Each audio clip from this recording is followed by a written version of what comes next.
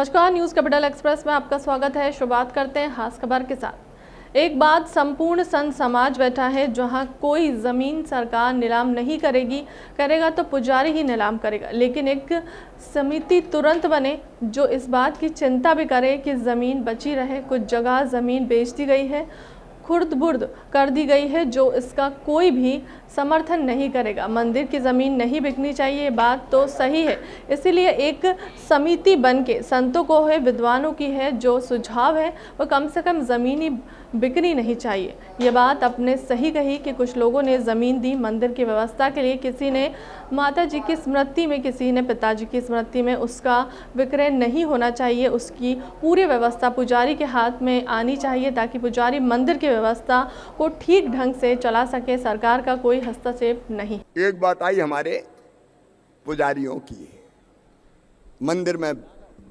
बरसों से, और कई मंदिर ऐसे हैं जिसमें ज्यादा दान दक्षिणा नहीं आता। दूरस्थ गांवों में, जंगलों में पुजारी डटे हैं, भगवान की सेवा कर रहे हैं, ज्यादा दान दक्षिणा भी नहीं है।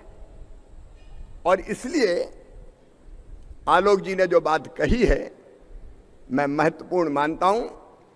ऐसे मंदिर जहां जमीनें लगी नहीं है, पहली श्रेणी उनकी, तो उनके सामने तो तुरंत संकट है कि पूजा कैसे जारी रहे। इसलिए ऐसे सभी पुजारियों का मानदेय तत्काल आलोक जी 4,000 से शुरू करते हैं। महाराज पंडित जी तो बहुत जल्दी खुश होते हैं। 5 कर दीजिए, 5। अच्छा, 5,000 कर दिया जाएगा, ठीक है। जय जय परशुराम। एक बात, संपूर्ण संत समाज बैठा है यहां, विप्र समाज भी बैठा है। कोई जमीन सरकार नीलाम नहीं करेगी, करेंगे तो पुजारी ही नीलाम करेंगे। जय जय श्री राम, बहुत सुंदर।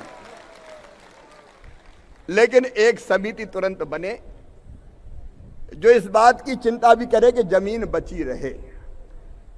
कुछ जगह जमीन बेच दी गई है, खुर्द-बुर्द कर दी गई है, तो हम इसका तो कोई भी समर्थन नहीं करेंगे। सही बात है कि नहीं? मंदिर की जमीन नहीं बिकनी चाहिए, यह बात तो सही है। और इसलिए एक समिति बन के संतों की हो, विद्वानों की हो, वो सुझाए कि कम से कम जमीन बिकनी नहीं चाहिए। यह बात आपने सही कही कि कई लोगों ने जमीन लगाई मंदिर की व्यवस्था के लिए। किसी ने माता जी की स्मृति में, किसी ने पिताजी की स्मृति में। उसका विक्रय नहीं होनी चाहिए। हाँ, उसकी पूरी व्यवस्था पुजारी के हाथ में आनी चाहिए, ताकि पुजारी मंदिर की व्यवस्था को ठीक ढंग से चला सके। सरकार का कोई हस्तक्षेप नहीं। जब तक पूरे पद नहीं भरे जाएंगे तब तक हम अतिथि शिक्षक भी संस्कृत के रख लेंगे, ताकि तत्काल काम चालू हो जाए।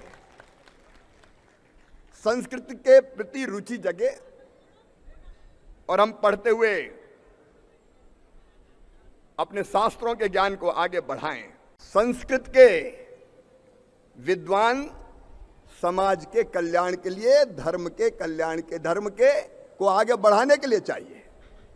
और इसलिए हमने संस्कृत के शिक्षकों की भर्ती प्रारंभ की है। 1900 पद तो भर लिए हैं, बाकी संस्कृत के शिक्षकों की भर्ती जारी रहेगी। जय जय श्री राम।